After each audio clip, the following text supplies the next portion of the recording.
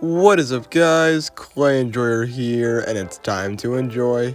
And in this video, I'm making a bunch of green bananas, because as you guys know, I only have 2 patrols left, the Speedy Snail Sloths and the Fire Starters. But we're working on bananas right now, which is pretty simple to make, just aluminum foil wrapped in clay, just like all the bananas that will be featured in the later parts of the video, because they are pretty simple, but I figured the process for every single one would be necessary, because they are all a little bit different, and because I need the video to be a little bit more interesting than just making 6 normal bananas. The first banana is going to be a cyborg robot banana. I don't really know what I'm exactly doing with this one, but it's kind of similar to the robot cat, so I may or may not be starting a theme. The next video might be something robotic. But anyway, I can carve out all these details and make them flat or curved, because I want it to look like nice forged metal, just because I need to add a little bit more detail, and I don't want the metal implants to look like they're flat with the surface of the banana, and to give it a little bit more depth and variation, followed by turning this thing into like a battery of some kind. The banana is looking better, but a robot isn't just a bunch of squares, so I can add 2 holes for future wires of clay that I'll add momentarily. But before I do that, I need to give the banana a little bit of a vent. I have no idea what kind of machinery I was really basing this off of, but I figured it would be very machine-like, followed by putting said wires inside the banana near the battery to make it seem like the banana is charging whatever this device is, followed by even more holes on the sides, which are going to be for some engine piston things. Again, I really don't know what I was going for, but I just figured what makes this thing look a little bit more robotic, and I think this is one of the things it does, followed by poking even more holes in it, because of course this robot doesn't have enough random holes in it. I don't know. This was just one of the obligatory details that I thought made it look better before showing it off to the camera, so I can start making my second banana, which is going to be a zombie banana. I don't entirely know why I went with a zombie banana. I was just thinking different themes.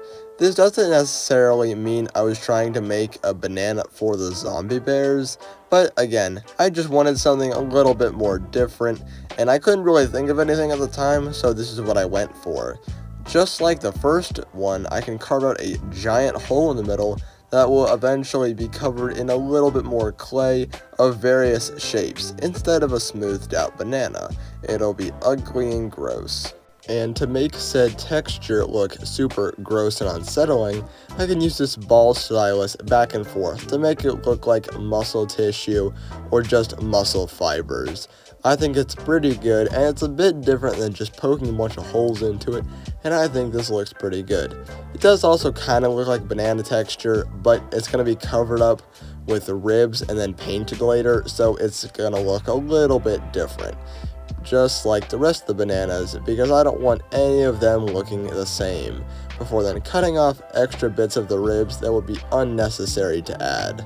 If this banana was not already unique enough, it's about to get even more unique, because I can fill in this gap right here with a string of clay to act as the banana's intestines, which I have no idea if this would actually make sense for a banana, because I haven't had a banana in forever, so I don't know if they've evolved or something.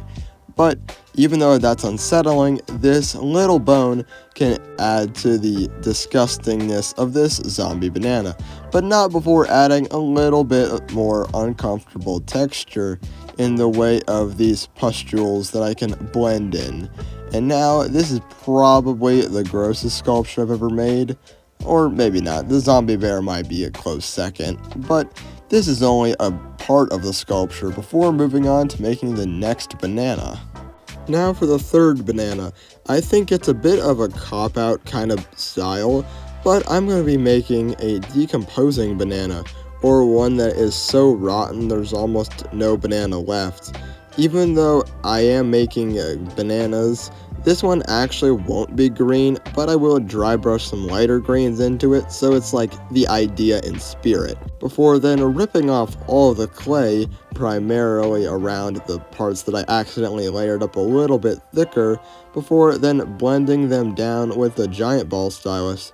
That is definitely not the same texture I did for the zombie banana. It's definitely a different texture because it's on the outside, followed by even tinier ball styluses, even finer than the zombie bear one, because I really want this to look unsettling and decomposed. There wasn't also a whole lot of details that I could really add either, so this was one of the best ways I could figure out how to do that.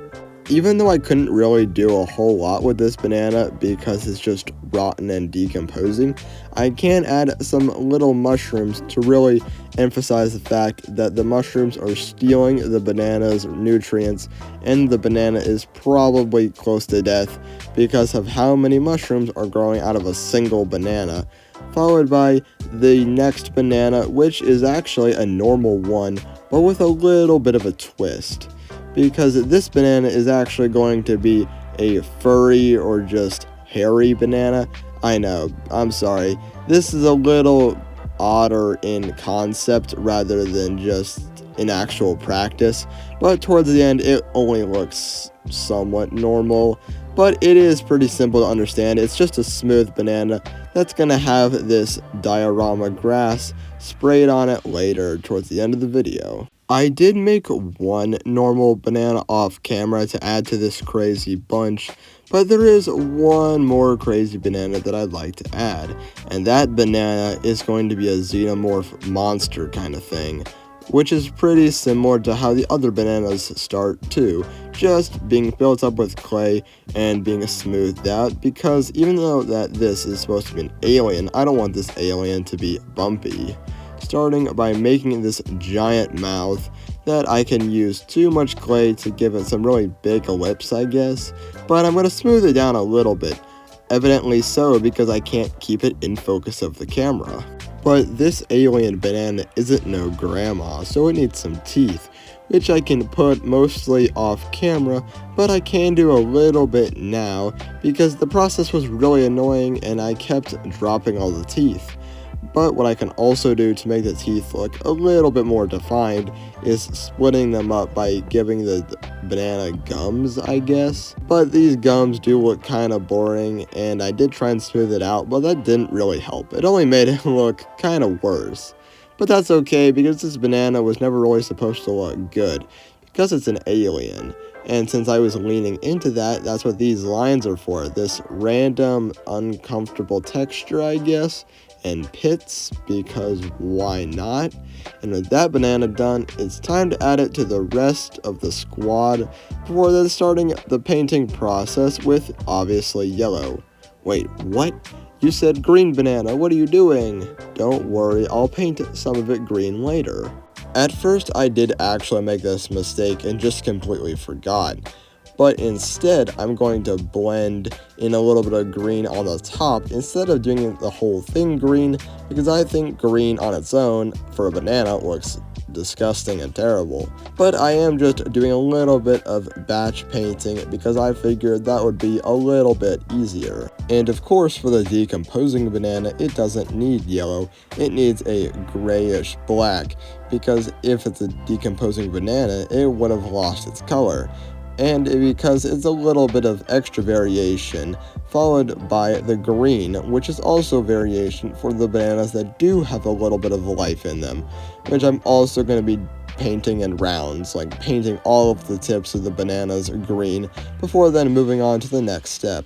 But I don't want this video being an hour long, so if I skip some painting parts of some bananas and focus on some others, then it'll look better and it'll make it seem like I painted all of them instead of painting each one in video. Because it's a pretty similar process, I just don't want any of the bananas feeling left out. But even the decomposed banana isn't feeling left out, because the lighter gray that I made, it's mixed in with a little bit of green.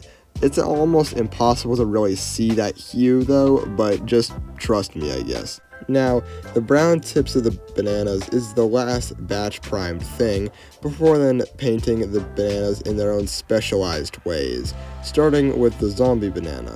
Starting by painting all of the injuries and damaged bits red, including the ribs and the top of the banana, followed by painting the intestine underside of the banana in red with a little bit of pink to add some extra variation and make it look like it's in serious pain. Followed by white on the bones, because last time I checked, bones aren't yellow.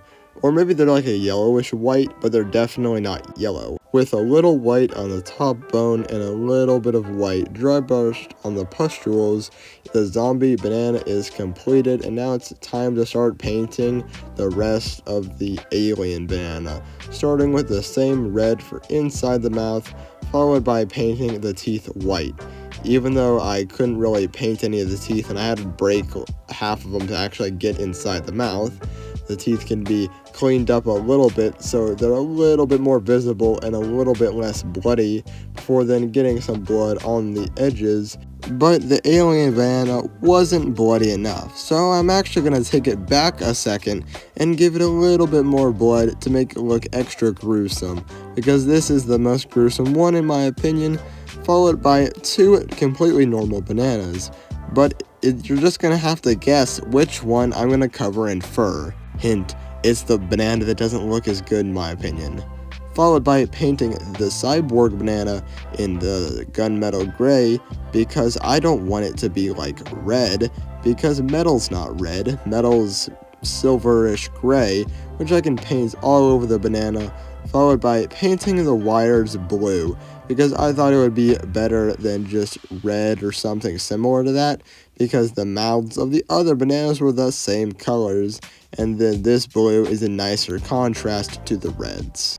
Just like the alien banana, I actually decided that the cyborg banana wasn't done, because it looks a little bit too smooth, so I want to add some black to make it look like the machine is leaking oil out of the pistons and the entire machine, like it's being pretty faulty or falling apart, almost like ancient technology. But then again, this is also a banana, so what on earth am I saying? With all the bananas just about done, I can paint the decomposing banana mushroom caps in various colors, because I wanted them to have a little bit of separation and to make it look a little bit more interesting, other than just like white or just red, which is why I picked these 3 colors, which I do think are a little bit too bright for a decomposing banana, but that's okay, because we're moving on to the final banana, which is going to be coated in some grass. Now, because I want this banana to look somewhat cursed, I can use this yellow fur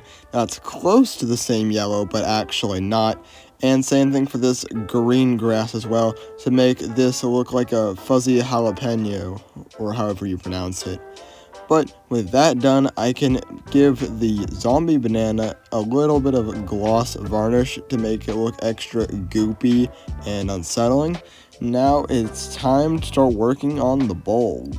And I also wanted to try something different with the base. That's why I'm doing a bowl instead, which is also a bunch of aluminum foil wrapped in this funny colored clay. But said funny colored clay is actually just some air dried clay that I've had stored for a while now, and I figured I'd use it for something at least. And because I wanted it to look extra handmade, you know, almost like I actually had a pottery person do this. That's not a word. But it is just a simple bowl painted brown. You can put all the bananas in it, and then it is time for the reveal.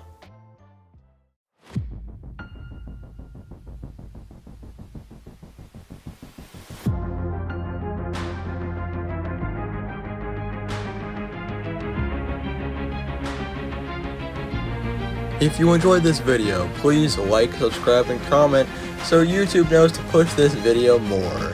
If you want more Clay Enjoyer content, you should go check out my Patreon, where I'm working on doing behind the scenes and all the ramblings of insanity based on all the sculptures I've made. Alright, see you in the next video. Bye.